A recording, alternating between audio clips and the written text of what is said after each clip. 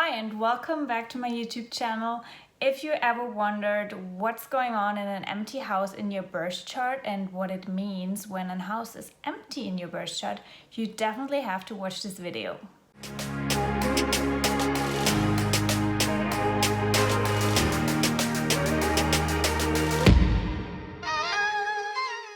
Hello and welcome back to my YouTube channel. I'm so glad to have you. And we want to talk about the empty houses in your birth chart because I get so many questions about empty houses, and I think a lot of people actually think that there's nothing going on in your house or in a house that is empty, quote unquote. And sometimes people even think that they don't have a certain house because there is no planet in the birth chart. And when you look at your birth chart, something that I always want to stress is that we have every single zodiac sign and we have every single area in the birth chart. It's not by accident that we have these 12 houses, and it's not by accident that we have these 12 zodiac signs. So no matter what's going on in your birth chart, every house is ruled by a certain zodiac sign, and every zodiac sign has its place in your chart. So it can't be that you don't have Pisces energy. It's also not true that you don't have Scorpio energy. And I think a lot of people believe that, especially if the houses are empty. But if a house is empty, it doesn't mean that there's nothing going on. So that's the first thing I really want you to know and realize, that when a house is empty, there's still a lot going on. And this house still tells you so much about your life and how you approach this area of life. So it doesn't mean that there is nothing going on there. It just means that there is no planet that is giving an extra influence or an extra layer to that house. So whenever you have a planet in your house, it just indicates that this area of your life is influenced by the force of this planet. So for example, if you have Venus in your 7th house, the house of relationships is the 7th house, and Venus also rules relationship, money, love, passion, creativity. So the area of your life that really has to do with relationships is highlighted by Venus as a planet in that house. And obviously there are a lot more things that play into how Venus is really playing a role in that house, like the aspects that Venus has to other planets and all of these kinds of things. And then obviously you also have to take into consideration which zodiac sign is ruling your 7th house. And if you want to know which zodiac sign rules your 7th house, you just have to look at the 7th house cusp, because the sign on the cusp of that house is the ruler of that house in your birth chart. And if you have another zodiac sign in that house, it still means that the sign on the cusp is the ruler of that house. So that's really important to understand.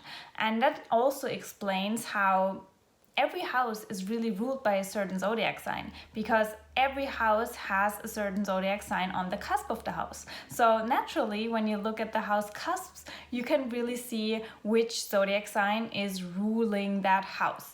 And by knowing that, you already know that there is a certain story that this house tells you.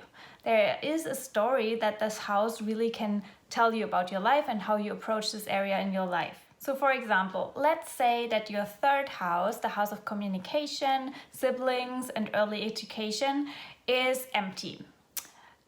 You could mean that maybe you don't have siblings, or maybe there's nothing going on there. You don't have a really strong urge to learn, but that's not necessarily true, because you have to look which zodiac sign is really ruling that house. Because the house is always the where, so the area of your life that is affected. And then you look at the zodiac sign that is ruling that house in order to understand how you approach this area of life. You always approach this area of life. It's not like it never happens that you don't have this area in your life. We all have these 12 areas in our life. And if you want to know what the houses are all about, I did a podcast episode all about the houses and how the houses actually explain or tell you a story about your life and how your life is unfolding. It's a really, really interesting concept to grasp. So I highly invite you to really listen to this episode. I link it down below in the info box. So definitely look into that episode. It's really eye-opening, and it really gives you a much more deep understanding of astrology and how your birth chart really reflects your life. So going back to the third house that might be empty in your case, if you look at an empty house, you would always look into the house cusps. So let's just say that your third house was empty, as we now discovered, but the zodiac sign on the third house cusp is Gemini. So you have Gemini on the third house cusp, which Gemini actually naturally rules the third house. So there's an extra emphasis on the third house area of communication, of early studying, of really gaining knowledge and how you express yourself, like everything that has to do with communication, and even siblings is also ruled by the third house. So you would approach all of these areas in your life through the lens of Gemini, which is the natural ruler. So really, communication and everything that has to do with learning and studying and early education, you approach through the lens of Gemini. That's really important to understand.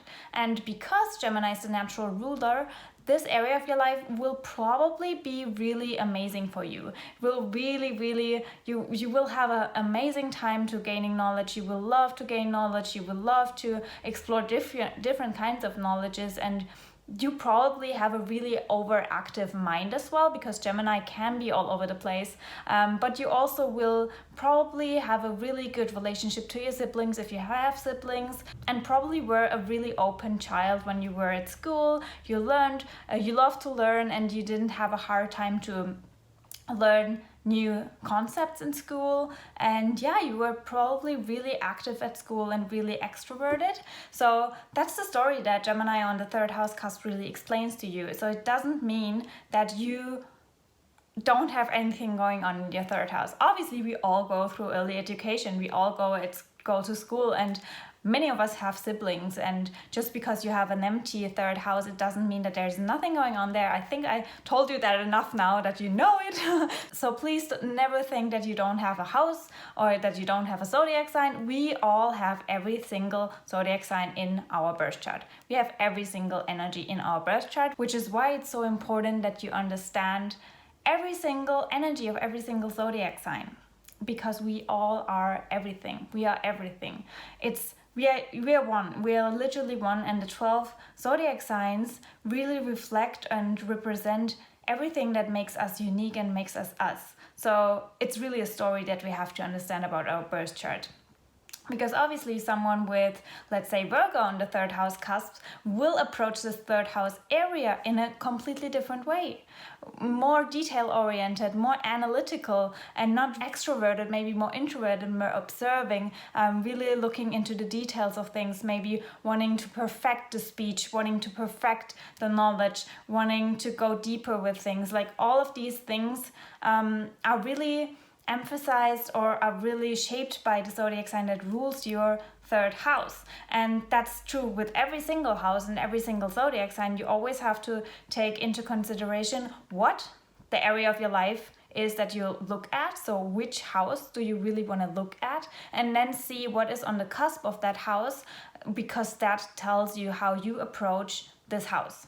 And then obviously when there is another planet that is influencing that house, that's a whole nother layer and a whole nother story that you can then explore in your birth chart, which makes it so complex and unique. And that's why it's so interesting and important to really maybe get a reading or just letting someone else explore it for you, because it can get really complex and it can get really difficult. That's why people do readings, and there are professional astrologers out there that can help you navigate the story of your life that is represented in your birth chart. And if you would like to let me explore your birth chart, I would totally love to do that. You can get all the information down below in the info box, or reach out to me on Instagram. We can have a little chat around what you would like to know about yourself, and then we can see which reading really suits you. And I would definitely love to have you, because trust me, the more you understand the story of your birth chart, the closer you get to your purpose, and the closer you get into alignment, and the closer you get into fulfillment in your life. And that's what we all strive for, right? So I would love to help you really remember the story of your life and what your soul chose for this incarnation. So yeah, definitely reach out to me if you feel called to, if you have a positive feeling about that, and enjoy studying your birth chart and studying astrology, it's so eye-opening, it's so magical, and all I want to do with my content is help you step in your magic.